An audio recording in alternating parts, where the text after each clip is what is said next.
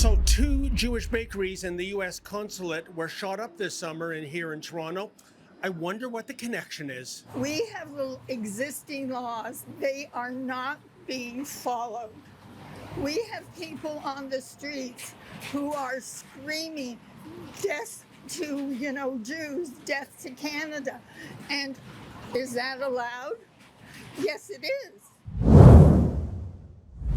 David Menzies for Rebel News here in midtown Toronto, and in the Department of Not Again, well, yes, again. Over the weekend, a couple of Jewish bakeries were shot up. Kiva's Bagels is the name.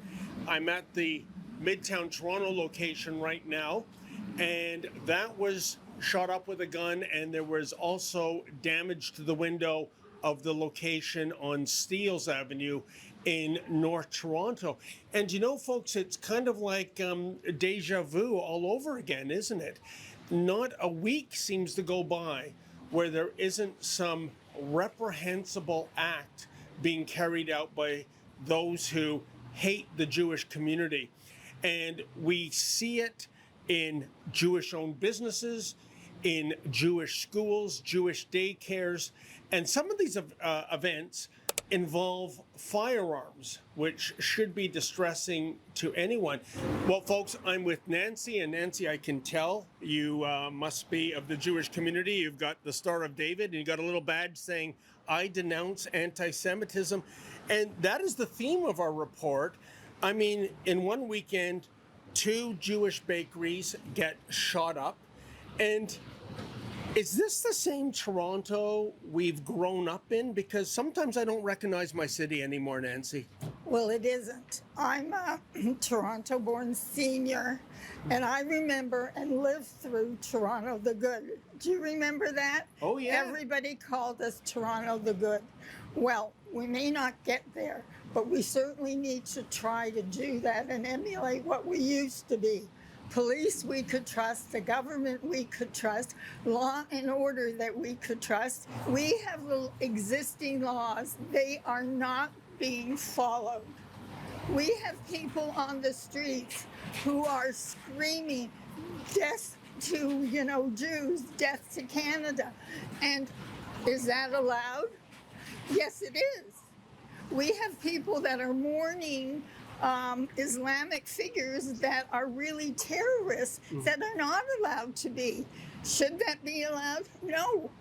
Carney says nothing. Ford says nothing. Well, Olivia Chow, forget it. We don't expect anything from her by now. Now, it's kind of funny, the reaction.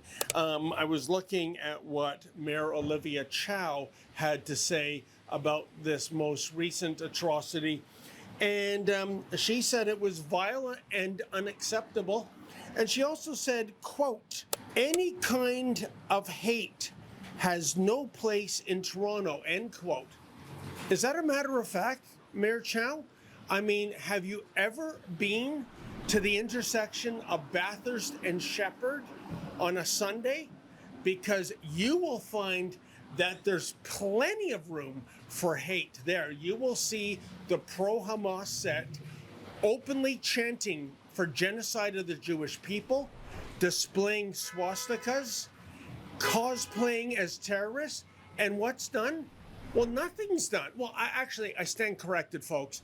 On really cold days, members of the Toronto Police will deliver coffee and Timbits to the junior jihadis, because it's very taxing when you're out in minus 12 chanting for genocide.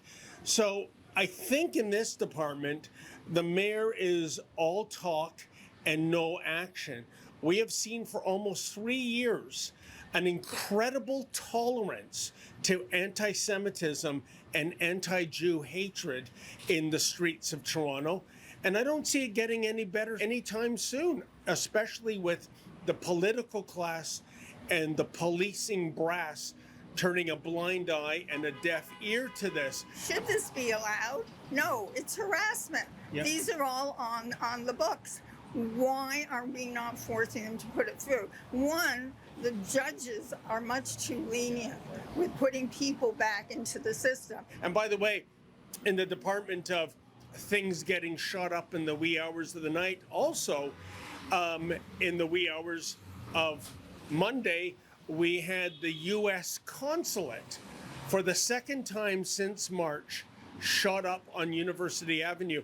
And you have to wonder about the intelligence of those carrying out such terrorism. After all, the U.S. consulate has bulletproof glass. So unless the idea was to send a vile message, these people are doing no damage whatsoever. That suspect fled in a white Honda at around 4:45 in the morning when nothing good happens, and a police chase was called off on the Don Valley Parkway because it was too unsafe to proceed. So in any event, I am sure this is not the last vile act of violence for no other reason than the business is Jewish owned. We'll keep our attention tuned to this matter. Hopefully they'll get the culprit. Hopefully that person will be before a judge, and we'll make sure to cover that and try to find out what the motive was for such a senseless and dangerous act of violence. For Rebel News, I'm David the Menzoid Menzies. Say, folks, do you feel, as we do, that after almost 3 years of chanting for genocide in the streets of our great Dominion, that enough is enough? And let's face it, some of those people espousing this vile rhetoric are not even Canadian citizens. They're temporary foreign workers, they're international students. And if you feel like we do, please go to our website, deporthamas.com.